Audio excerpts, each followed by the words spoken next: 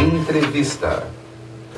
E agora são 5 horas e 34 minutos da tarde, o programa Paraty continua nas ondas do rádio e vamos conversar agora com Álvaro Marinho, que é designer gráfico, está fazendo especialização em design de eventos e também trabalha com audiovisual aqui em Montreal. Ele é de Campinas, São Paulo, tem 32 anos e está há 2 anos e meio aqui em Montreal. Tudo bem, Álvaro? Seja bem-vindo ao programa. Tudo bem, obrigado, Bruno, pelo convite e pela oportunidade. Nunca fiz isso antes, né? Foi interessante quando a Flávia me abordou para fazer essa entrevista. Obrigado. Imagina, a comunidade está sempre bem-vinda aqui no programa, mas fala um pouquinho para a gente sobre esse projeto que você estava conversando agora há pouco comigo, sobre o Bar Zafira ali no Platô. Como que esse projeto está envolvido com um grupo de artistas? Como que é? Na verdade foi um convite que eu recebi de a Liane, que é a proprietária do bar, nova proprietária, me chamou para fazer parte da equipe de criação dessa agência que chama Vive Verve, que vai se ocupar de fazer a promoção do bar e todos os outros empreendimentos que gravitam em torno do Zafira. Então, na verdade, acabei de começar essa semana, foi o primeiro dia, assim. Acho que vai ser legal, porque dá a possibilidade não só de, assim, vou trabalhar mais como grafista, mas tem a possibilidade de propor eventos, é verdade, um núcleo de criação, assim, pessoal, digamos, um coletivo de criação em volta aí da gestão do bar e da agência, que eu acho que pode dar coisas interessantes. E você tem trabalhado com grafismo aqui em Montreal desde que chegou? Pouco. Recentemente eu fiz o material para o Festival Luz Artes, que a diretora é a Marilda Carvalho, né? Ela me chamou por intermédio de um amigo brasileiro que também está trabalhando na produção, o Fábio Saldanha.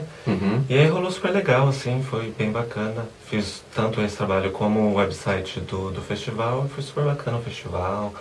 Assim, superou assim, as expectativas que a gente tinha e tal, então foi uma realização legal. Fora isso, anteriormente, de grafismo mesmo, muito pouco aqui em Montreal. A minha maneira de continuar trabalhando como grafista é que eu tenho um contrato no Brasil ainda, com uma instituição onde eu já trabalho lá desde 2000, e aí quando eu vim para Montreal, eu sugeri que a gente trabalhasse à distância. E aí eles toparam, falaram, vamos ver por um tempo como que rola essa experiência. E por enquanto está rolando, porque né, a gente continua renovando o contrato e tal. Então, qual instituição?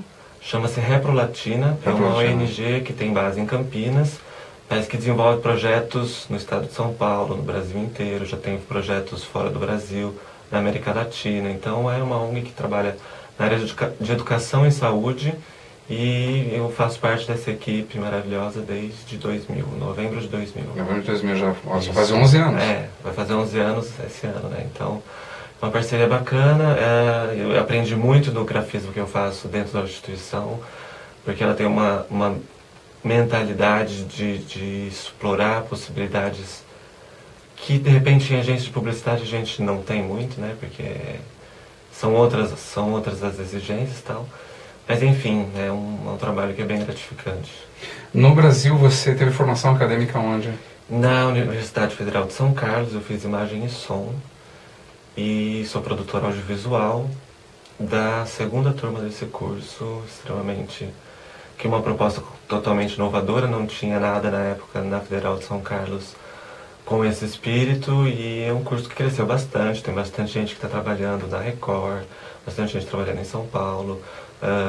Enfim, várias áreas do audiovisual, tem gente que tem feito a formação parecida com essa aqui que eu fiz. Então, assim, na verdade, é um lugar muito interessante para desenvolver potencialidades, porque as pessoas podem ir para exatamente qualquer área do audiovisual, digamos assim, a partir dessa formação. Como você vê o mercado aqui de Montreal para os designers gráficos e também para o pessoal do mercado visual em geral, seja artes plásticas, seja o audiovisual? Olha, eu acho que uma das coisas que me fez vir para Montreal, escolher Montreal como cidade para residir, foi justamente a possibilidade. Eu ouvia falar e via coisas pela internet que me faziam ver que o espaço para viver de arte, digamos assim, aqui é mais abrangente, é mais amplo do que a gente tem no Brasil. Mas, ao mesmo tempo, justamente por ter mais espaço, você tem mais gente que acaba vindo. Então, você tem muitas possibilidades, mas, ao mesmo tempo, muito mais concorrência do que eu sentia, por exemplo, no Brasil.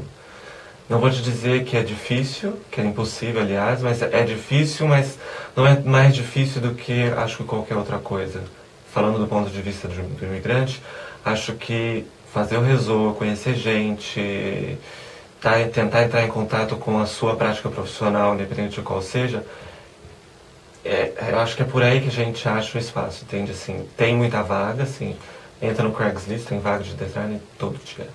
Tem vaga, mas assim, ser chamado para uma entrevista é já uma outra história, porque também, assim, no Brasil a gente concorre só com brasileiro. A partir do momento que a gente sai, a gente concorre com todo mundo, de qualquer lugar do mundo que vem para cá. Então, eu acho que isso tem vantagens, mas também tem especificidades muito restritivas. E aí você tem que ter um perfil muito específico. Essa é uma avaliação. Tem que ter um perfil muito específico para conseguir preencher essa barreira dessas coisas de vagas, tal, achar vaga dessa forma. Eu acho que a resultagem é, no fundo, que a chave para achar seu espaço. Est proche. Vous venez assister à la toute première pelletée de terre de l'agrandissement du Stade Saputo qui passera de 13 034 sièges à 20 341 places pour l'été prochain. Nós estamos agora conversando com o Sr. Joey Saputo, proprietário do Impacto Montreal, para falar um pouco para a gente sobre o momento importante que a equipe está passando. I mean, MLS is completely different than the league that we're in now. It's faster, it's harder, it's more physical, and right now we're in the midst of selecting some players that are going to be able to play at that level. But what's important for us also is to develop some of our younger talent, and that's why we put together the academy, the under 21, the under 18, the under 16. These are players that will not come into play, next year or the year after. Within 4 or 5 years, these are the players that we're going to be able to develop to be part of our squad to make it MLS. As far as next year is concerned, it's going to be, the recruiting of players is going to be somewhat difficult. We have the expansion draft that's going to be coming up where we'll be able to pick some players. And the important thing is to go out and get that designated player, that star player that we can introduce to the fans next year. Signing Nelson Rivas, I think was great for us. He's not our DP, but it's those types of players that we want to go out and get. Players that are 20 to 32 years old that still have a lot of soccer in them and that can play at a high level.